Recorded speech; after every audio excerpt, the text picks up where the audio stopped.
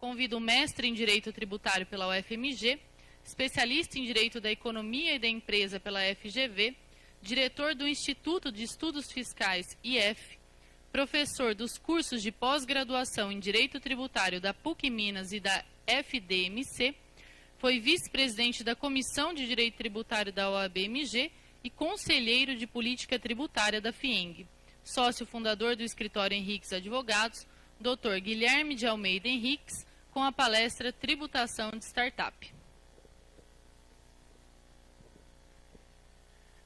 Doutora Mariel, professor Alexandre Alckmin, todos os demais presentes, uma boa tarde. Inicialmente eu gostaria de agradecer o convite que me foi feito pela FEComércio para poder estar presente nesse seminário hoje, conversando um pouco com vocês a respeito de um tema que tem sido objeto dos meus estudos nos últimos anos, que é a tributação das empresas startups. Para mim é uma honra e um privilégio falar ao lado de professores e amigos que admiro tanto e para um público tão seleto. Entre as diversas abordagens que esse tema permite, eu escolhi uma que está mais intrinsecamente ligada ao tema desse seminário propriamente dito, que são as perspectivas tributárias para as empresas em 2018. Isso porque um dos significados da palavra perspectiva é justamente ver além, ver ao longe. E o que nós vamos tentar fazer aqui na tarde de hoje é justamente isso. A partir da discussão dos assuntos que estão sendo debatidos nas nossas casas legislativas, tentarmos identificar, então, como se dará a tributação dessas empresas startups no futuro próximo. Por que isso? As startups estão na moda. Elas estão na pauta do dia. No início desse ano, nós tivemos o primeiro unicórnio brasileiro. Ou seja, a primeira empresa startup que teve o seu controle vendido, fazendo com que ela atingisse, então, uma avaliação superior a $1 bi, que foi justamente o aplicativo de táxi 99, que foi vendido para concorrente do Uber chinesa. De 2015 para 2017, segundo dados da Associação Brasileira de Startups, o número de startups no Brasil dobrou. Em agosto de 2017, nós tínhamos, então, aproximadamente 4.200 empresas que se auto-intitulavam startups no Brasil, sendo que Minas Gerais atinge ou participa desse cenário, desse ecossistema de desenvolvimento de startups, com uma posição de relevância, porque nós estamos em segundo lugar nacional, em termos de número de empresas startups, atrás apenas de São Paulo, temos 9% das startups do país, estamos à frente do Rio de Janeiro, que tem 8%, e contamos com iniciativas de parceria público-privada, que são destaques em todo o cenário nacional e até internacionalmente, como o CID, que é uma aceleradora de startups em parceria com o governo do estado, e o BHTech, que é um parque tecnológico de Belo Horizonte, onde estão sediadas diversas empresas startups. E os nossos governantes se deram conta disso e resolveram, então, se movimentar no sentido de atender um pleito desse ecossistema e buscar contribuir através de diversas medidas de desburocratização, fomento ao investimento e tributação com o desenvolvimento desse tipo de empresa. Como o tempo da apresentação é muito curto, eu resolvi então restringir e focar em dois aspectos específicos.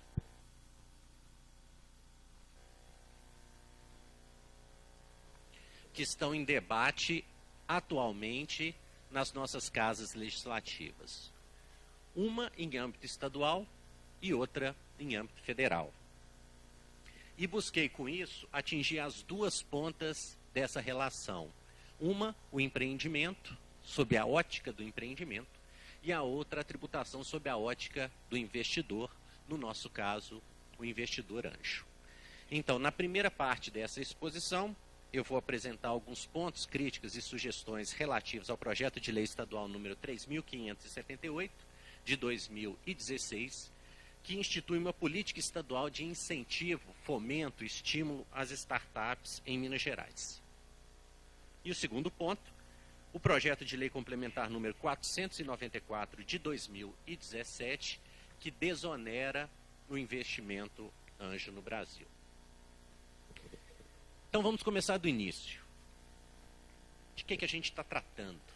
O que é uma empresa startup? Dentre os diversos conceitos possíveis para esse tipo de empresa, muitos deles foram debatidos em 2016 num fórum técnico chamado Startups em Minas, realizado e promovido pela Assembleia Legislativa de Minas Gerais, agregando vários agentes desse ecossistema. E dentre as diversas ideias que surgiram para se tentar conceituar, então, o que seria uma empresa startup, porque a partir desse conceito se pode definir, então, qual que é o regime jurídico ou quais seriam as medidas de estímulo aplicáveis a esse tipo de empresa, chegou-se a um consenso que startups seriam empresas jovens, que buscam a inovação em qualquer área ou ramo de atividade, procurando desenvolver um modelo de negócio escalável e que seja repetível. Esse conceito me agrada muito, particularmente, porque ele contém 3 elementos que, na minha opinião, são essenciais para a caracterização de uma empresa startup. Primeiro, nós estamos tratando de empreendimento em sua fase inicial. É uma empresa jovem. Muito se fala hoje a respeito da cultura startup, que empresas de setores tradicionais da economia estariam implantando essa cultura startup, implementando medidas de gestão inspiradas nas empresas startups. Exemplo disso a gente pode perceber no setor financeiro, a partir do surgimento das fintechs, né, as startups com base tecnológica, e que impactaram de maneira significativamente esse setor tradicional da economia. No entanto, para as medidas de estímulo e fomento, para o desenvolvimento desse ecossistema, entendeu-se então que, para fins de startup, nós estamos falando principalmente, aliás, exclusivamente, dessas empresas ou desses empreendimentos que estão na sua fase inicial. Segunda característica, deve haver um modelo de negócio repetível e escalável. E isso tem a ver com a localização desse empreendimento e o volume desse empreendimento. Isso porque, para ser considerada uma startup, esse modelo de negócio tem que funcionar em Belo Horizonte, tem que funcionar no Rio, tem que funcionar em São Paulo, tem que funcionar em Nova York e em Dubai. As regionalidades, obviamente, são levadas em consideração na adaptação desse negócio, mas elas não devem ser um fator impeditivo do desenvolvimento desse negócio em outros locais. E escala.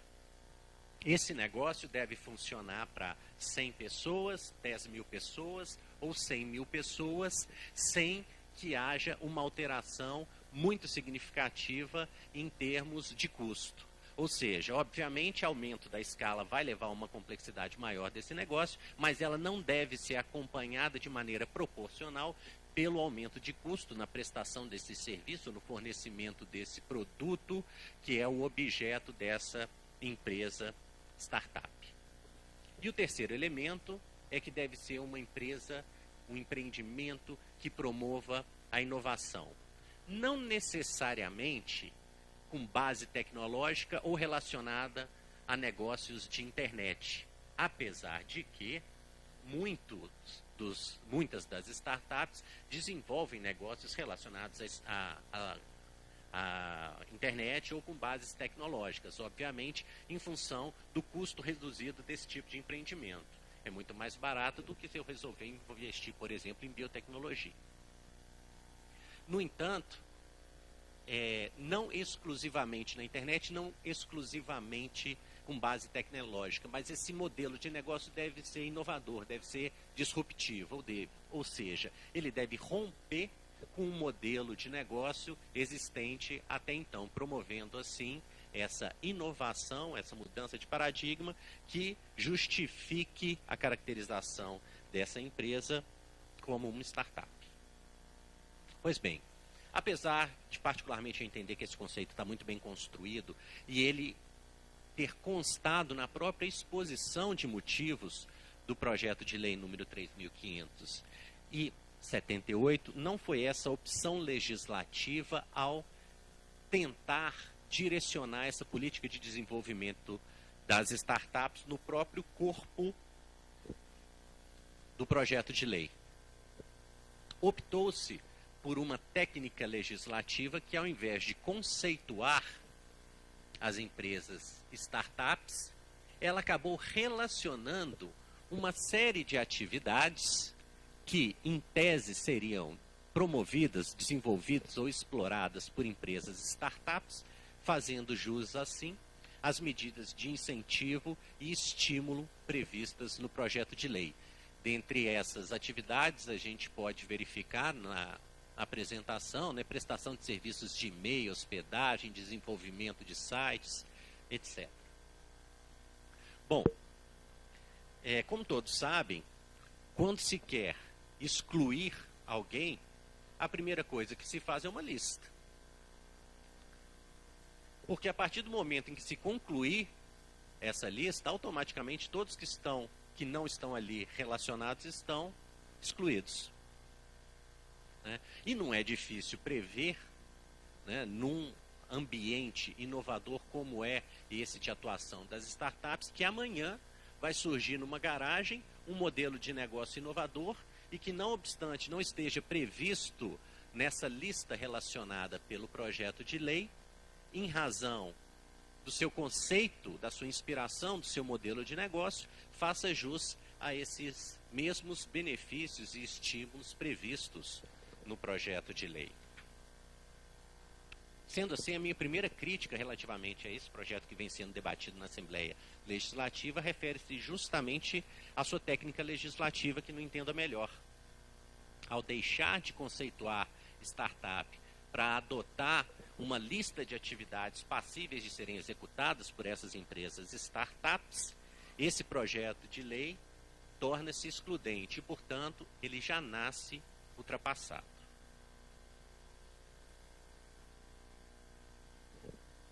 Mas, de qualquer forma, o projeto de lei número 3.578, ele traz uma série de medidas de desburocratização, de fomento e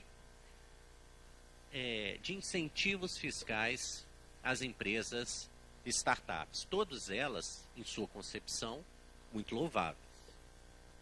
Especificamente no que toca à tributação das empresas startups, esse projeto de lei optou pela técnica legislativa de concessão de incentivos fiscais setoriais para as empresas startups. E nesse ponto, eu gostaria de ressaltar que eu tenho certas restrições em relação a essa técnica de concessão de incentivos fiscais setoriais. Isso porque todos os contribuintes, a doutora Mariel deve saber disso, acho que fazem jus a incentivos fiscais, sejam eles artesãos, cooperativas, sociedades uniprofissionais, empregadores em larga escala, exportadores, empresas estabelecidas na área da Sudene, Zona Franca de Manaus, enfim. E se todos fazem jus a incentivos fiscais, isso acaba trazendo uma complexidade para o sistema que é geradora de extrema insegurança, como o professor Alexandre Alckmin bem ressaltou ao tratar de planejamento tributário. E essa desconfiança, sem sombra de dúvida, é um desestímulo ao investimento, a partir do momento em que não se tem, né, a segurança necessária para se aportar esse capital e esperar esse retorno financeiro. Atuando há quase 20 anos nessa área, posso afirmar com certa convicção que, mais importante que o tamanho da carga tributária é a certeza da carga tributária. É inaceitável que a gente esteja discutindo até hoje no Brasil, há 20 anos, se software deve pagar ICMS ou ISS. E o Supremo é um multiplicador dessa complexidade, porque não define a questão. Existem ações diretas de inconstitucionalidade tramitando há décadas na casa, tratando de tributação de software de prateleira. Os mais jovens aqui nem sabem o que é um software de prateleira. Né? Software de prateleira vinha no disquete, embalado numa caixinha que a gente comprava no supermercado ou lojas de informática. Né? Hoje a realidade é outra. E o caso que está sendo discutido no Supremo Tribunal Federal trata da tributação de software de prateleira. Então, nesse ponto, a segunda crítica que trago, né, a esse projeto de lei é relativamente a essa técnica de tributação através da concessão de incentivos fiscais setoriais. Mas, ultrapassando esse ponto, vamos analisar o que diz especificamente esse projeto de lei. No seu artigo 6º, vou pegar o meu.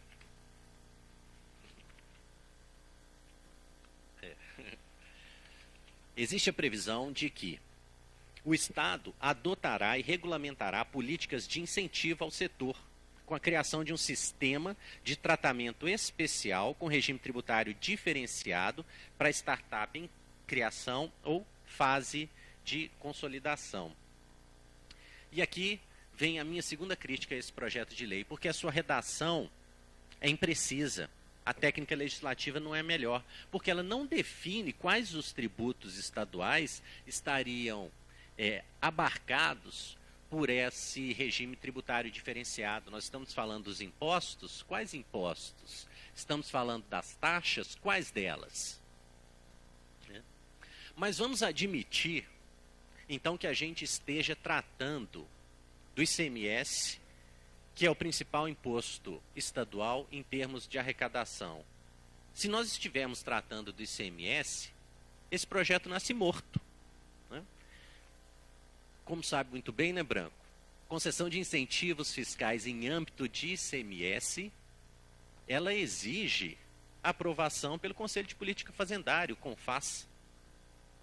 Sendo assim, a concessão unilateral de benefícios fiscais pelo Estado de Minas Gerais, considerando que não existe, né, um convênio CONFAS que autorize essa concessão de benefícios fiscais para as empresas startups, já nasce viciado com uma pecha de inconstitucionalidade que faz com que esse projeto de lei, se aprovado, traga mais insegurança jurídica e mais desconfiança para o nosso sistema, desestimulando, na verdade, o investimento, o que é um objetivo diametralmente oposto ao por ele desejado.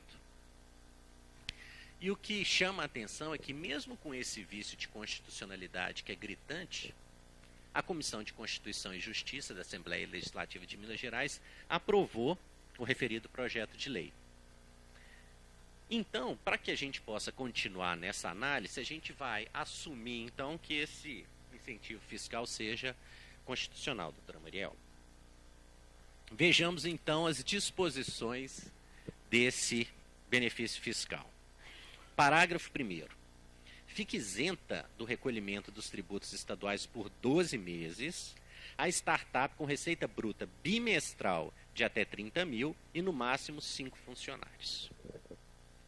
Ora, o prazo é muito curto.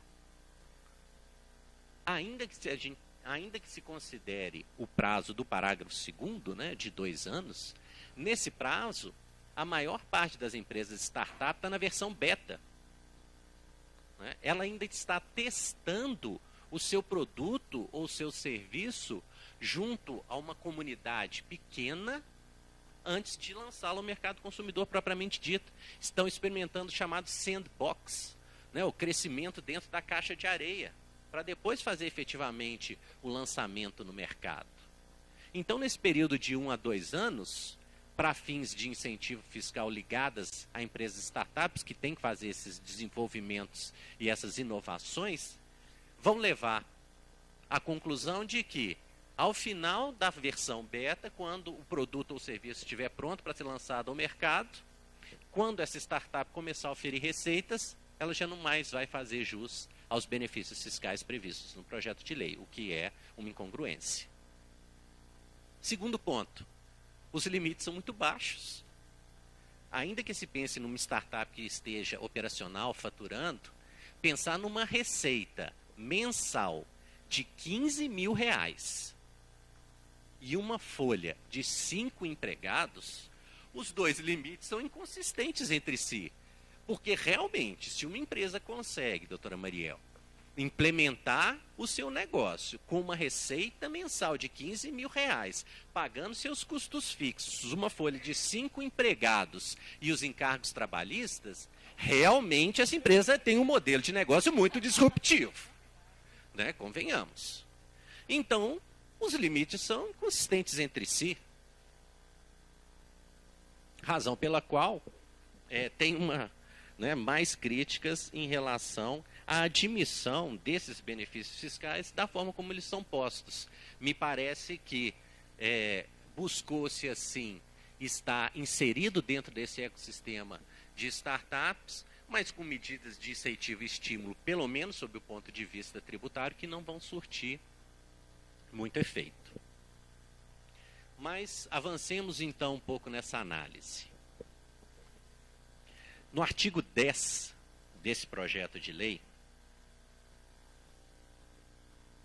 se prevê, então, uma redução de, no mínimo, 50% do ICMS na importação de insumos materiais e equipamentos de informática.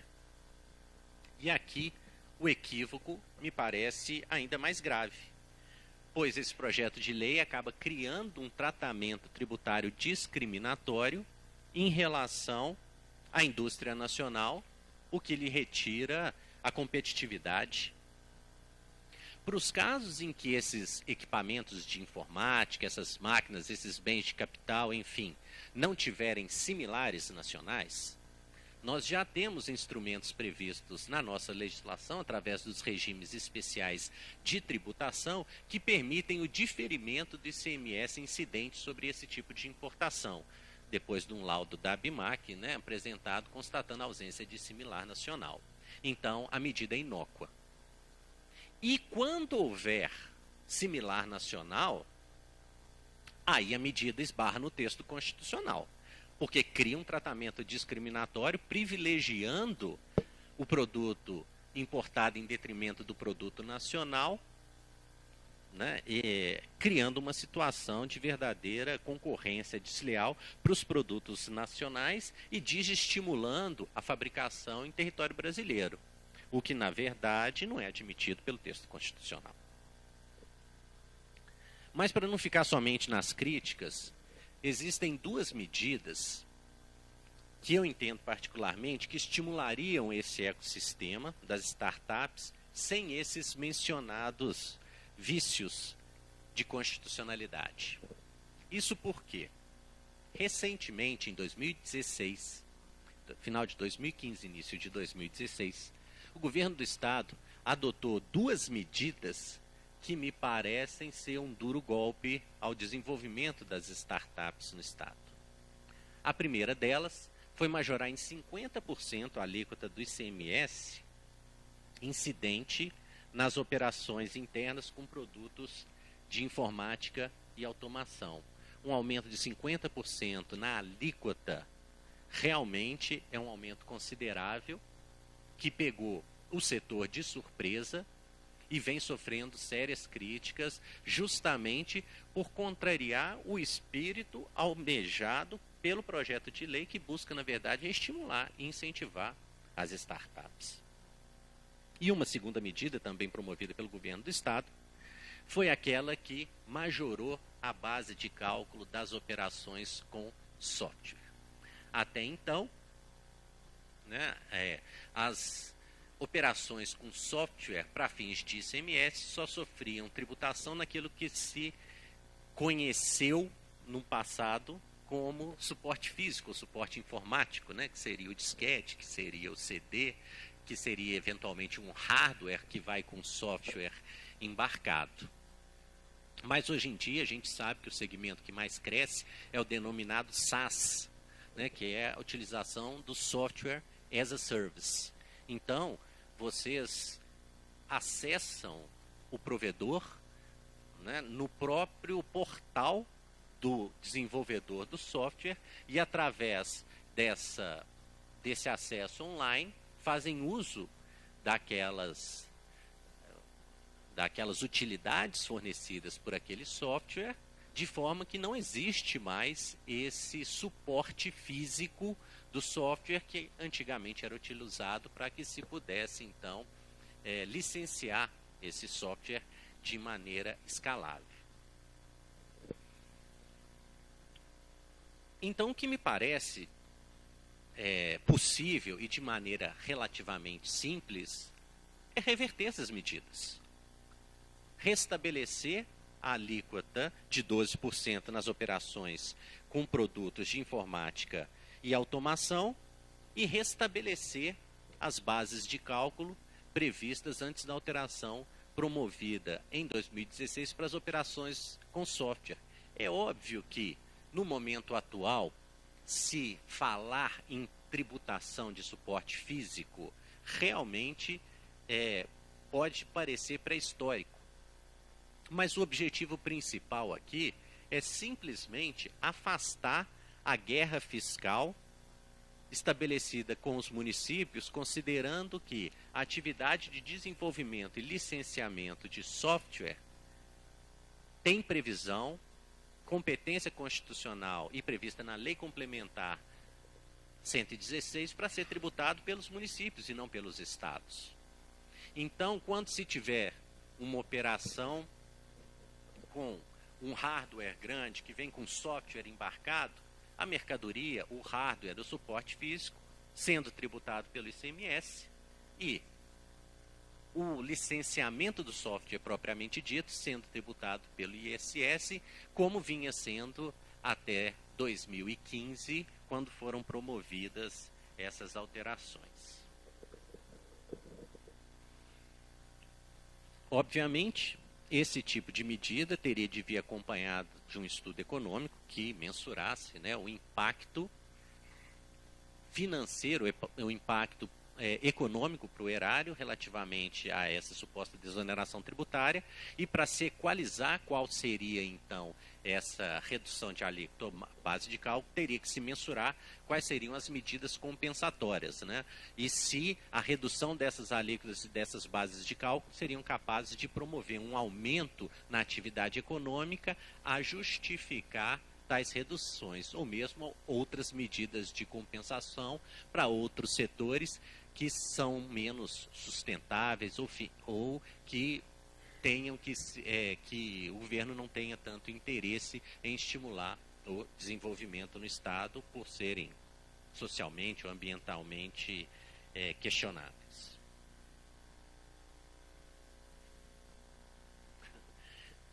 O tempo é muito curto, eu vou tentar correr então com a segunda parte da minha apresentação, porque, em suma, em termos do projeto de lei estadual, o que a gente pode concluir é que,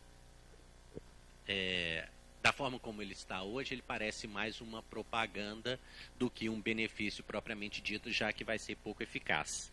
E, em se tratando de tributação de softwares e de produtos de informática, com as medidas adotadas pelo governo federal, pelo governo estadual, mais vieram a prejudicar do que a estimular o setor, parecendo um contrassenso ou a ausência total de diálogo entre o que acontece no Palácio da Liberdade e na Assembleia Legislativa.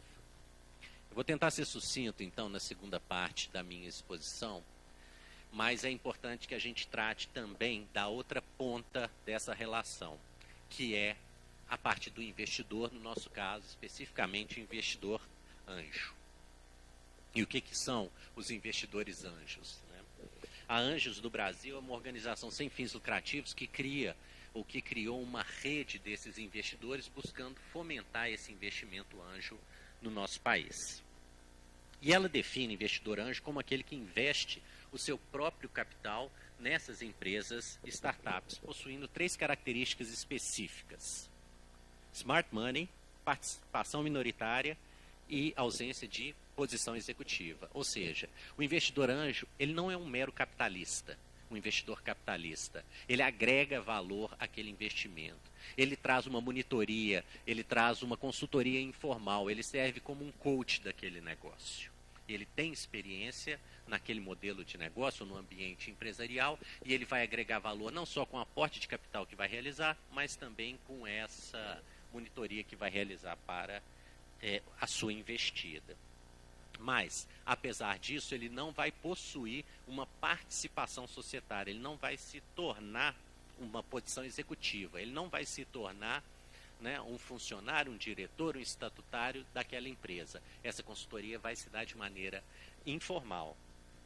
E a sua participação nesse empreendimento é uma participação inicial, numa fase embrionária desse empreendimento. Então, essa participação vai ser minoritária, considerando que o desenvolvedor, que o empreendedor propriamente dito, vai realizar a maior parte do trabalho.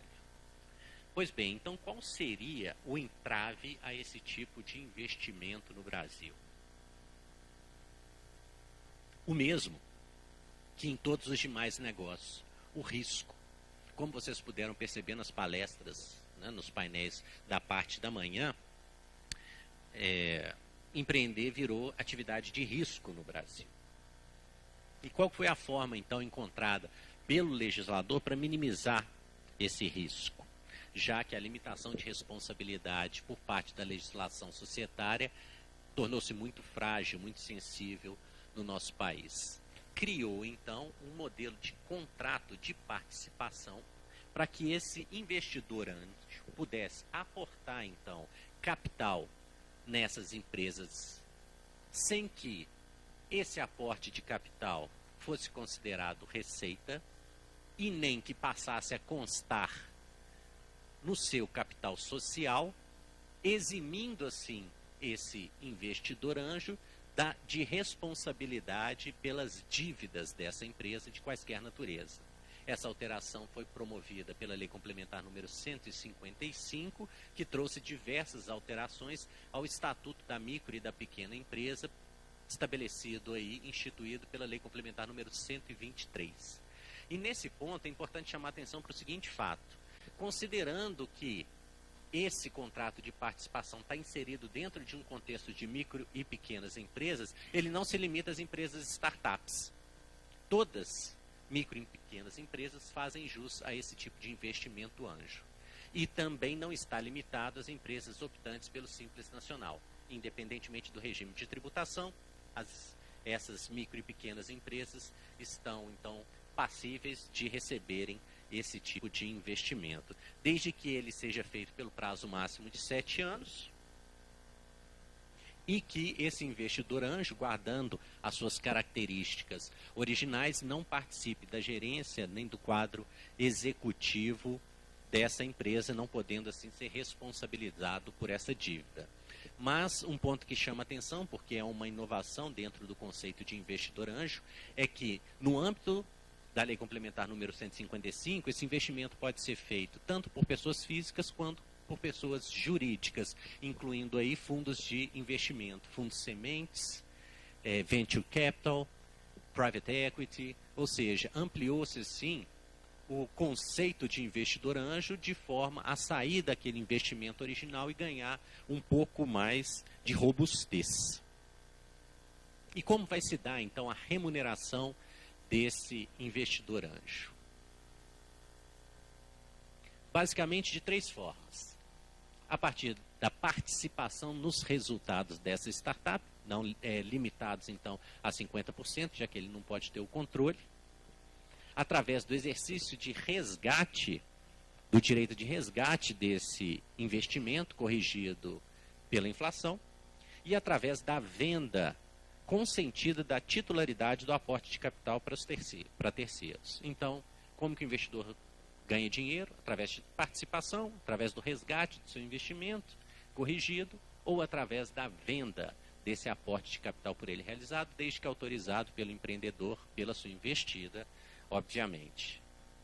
Mas como o diabo vive nos detalhes, o artigo 61A previu no seu parágrafo 10º que o Ministério da Fazenda regulamentaria, então, a forma como esse desinvestimento do investidor anjo seria realizado. E sendo assim, a Receita Federal regulamentou a matéria como era de se esperar, segundo o seu entendimento, ou seja, equiparando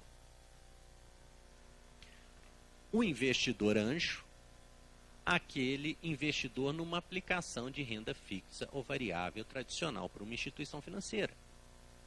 Então, não obstante haver uma identidade, uma semelhança entre o investidor anjo e o acionista em relação ao aporte do investimento, em relação à sua forma de remuneração pelos resultados e em relação a o risco do empreendimento, efetivamente, com a diferença da exclusão de sua responsabilidade pelas dívidas da empresa, considerando que essa foi a medida de estímulo prevista na Lei Complementar número 155 para fomentar o investimento anjo no Brasil, a tributação se deu de forma equiparada a uma tributação num sistema absolutamente estabelecido e previsível como o setor financeiro.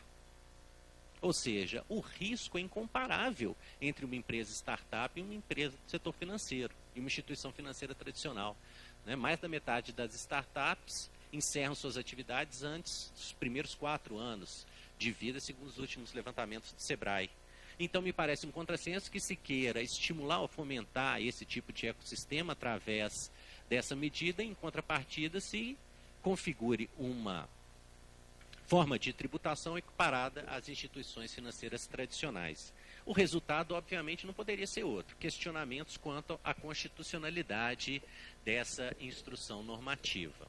Isso porque, sob o ponto de vista do princípio da legalidade, o artigo 10 da Lei 9.249 de 95 prevê a isenção da distribuição de lucros e dividendos, e sob o aspecto do princípio da isonomia, essa instrução normativa cria um tratamento discriminatório em relação ao acionista, o que não se justificaria considerando a situação semelhante entre esses dois investidores, semelhantes, mas não iguais, mas o texto constitucional exige situação de equivalência, de semelhança, e não de igualdade.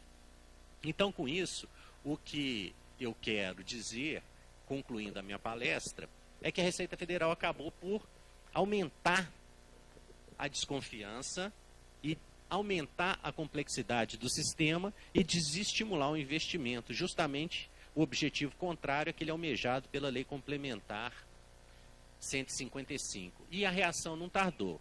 Obviamente, as entidades representativas do setor se manifestaram de forma contrária a essa instrução normativa, buscaram os seus representantes no Poder Legislativo e hoje já tramita no Congresso Nacional o projeto de lei complementar número 494, que está na Comissão de Assuntos Econômicos e que prevê de maneira taxativa a isenção efetiva da remuneração do investidor anjo em se tratando de imposto de renda, contribuição social, PIS e COFINS. Agora veja um detalhe, professor Alexandre. A que ponto chegamos? Nós temos um projeto de lei complementar para afastar uma interpretação conferida por uma instrução normativa. É a inversão total da pirâmide keynesiana. E um último detalhe é que esse projeto de lei não prevê alteração na tributação relativamente à venda desse aporte de capital. Isso porque, da forma como está regulamentado hoje, é melhor para o investidor anjo. A alternativa seria tributar esse direito, esse aporte de capital como um ganho de capital nessa alienação, aplicando assim a alíquota progressiva incidente sobre o ganho de capital, ao invés da regressiva do imposto de renda retido na fonte, mas isso faria com que as alíquotas pudessem chegar até 30%, em comparação com a alíquota de 22,5% previstas na instrução normativa, e ao mesmo tempo, depois de 2 anos de investimento, o investidor anjo já faz jus à alíquota mínima de 15%, sendo que essa alíquota de 15%, no caso da tabela progressiva, ela está limitada a um ganho de capital de R$1 milhão. Então, me desculpando pelo avanço em relação ao tema, ele é muito instigante e traz muitas inovações para o nosso debate. Eu queria, mais uma vez, agradecer a oportunidade, o convite de estar aqui falando sobre esse tema que me empolga tanto e de agradecer a atenção de todos por essa tarde. Muito obrigado.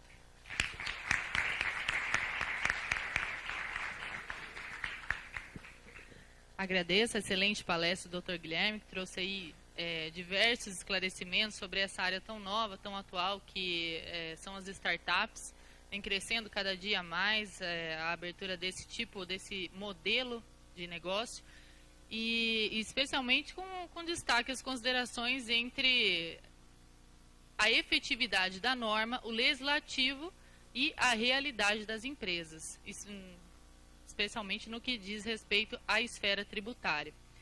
Nós vamos abrir para algumas perguntas. Temos aí um limite de 2 a 3 perguntas. A plateia pode ficar à vontade. Doutor Guilherme, meu setor é de serviços. Essa parte de tributos seria exclusivamente para a parte de comércio? Não beneficiaria a parte de serviços? Obrigado pela pergunta. No projeto de lei estadual, os benefícios se restringem aos tributos estaduais. Ele não trata quais são, gerando, né, uma incerteza em relação à sua aplicação, mas se nós pensarmos nos impostos estaduais, seria ICMS, PVA e TCD, e as taxas seriam de pouco impacto, de pouca materialidade no negócio. Então, no âmbito do primeiro projeto de lei abarcado pela minha apresentação, ficaria mais focado no setor de produtos. Apesar de que eu tenho conhecimento também de projetos que estão tramitando no âmbito da Câmara de Vereadores em Belo Horizonte, que concedem diversos incentivos às empresas startups. Em Nova Lima também existem diversas iniciativas nesse sentido. Já em relação ao investidor anjo, não. Aí, indistintamente, tanto o setor de serviços quanto o setor de produtos será beneficiado caso esse projeto de lei venha a ser aprovado. Caso contrário, a instrução normativa vai ter que ser questionada judicialmente.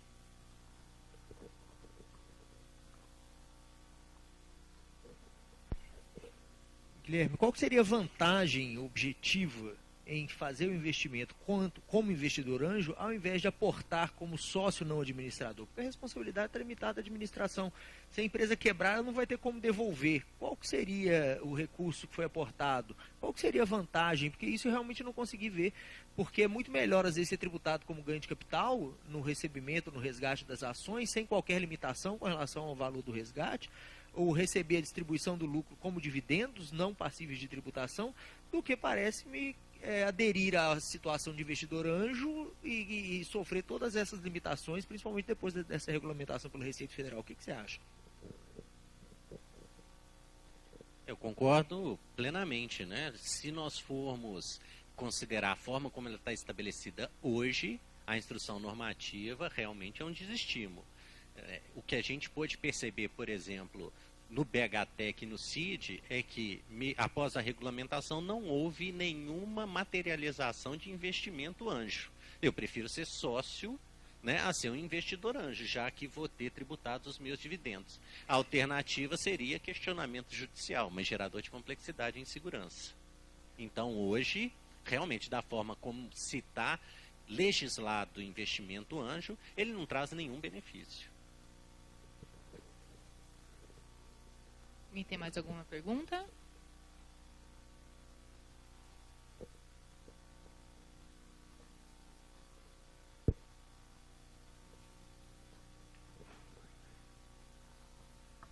pergunta vai para o Alexandre, doutor Alexandre, com relação à corresponsabilidade dos profissionais que atuam em conjunto no planejamento tributário, seja o contabilista, seja o advogado. Você tem algo para nos trazer com relação à objetividade, né, do fisco que ele tem dado a esses critérios? Objetivamente não, tá? Não existe nem objetividade. O que nós temos, nenhuma objetividade. O que a gente tem visto com relação aos administradores da empresa, em muitos autos de infração eles são colocados como responsáveis tributários, inclusive muitas vezes com aplicação de multa de 150%, mas a tendência é que no custo do processo administrativo federal, em especial, essa corresponsabilidade ou essa multa qualificada, ela venha a ser retirada. A grande maioria dos casos, o que induz a essa verificação é a boa-fé ou a má-fé do contribuinte. Como o planejamento tributário existe sempre como pressuposto estar se fazendo algo legal, licitamente, essa corresponsabilidade, em geral, ela é retirada. Com relação às atividades dos profissionais da advocacia e da contabilidade, em especial, eu não vi nenhum caso de responsabilização objetiva. Eu ouvi dizer, não vi nenhum caso especificamente. Eu acredito que nesses casos o que vai muito direcionar uma eventual responsabilização ou não é a boa-fé ou não deste profissional no oferecimento e, entre aspas, na venda desse tipo de planejamento tributário. Existem algumas fórmulas de planejamento tributário, vamos chamar assim, que todo mundo já está cansado de saber que não são possíveis. E muitas vezes são apresentadas como fórmulas possíveis, são apresentadas como fórmulas passíveis de efetiva redução de tributos. Será que não existiria ali uma má-fé por parte desses profissionais e, eventualmente, apurada essa má-fé, responsabilizá-los? Acho que essa é uma pergunta que a gente não tem uma resposta objetiva ainda, né? E espero que a gente não venha ter também, que não haja essa responsabilização para que a gente possa discutir esse tipo de questão. Obrigado.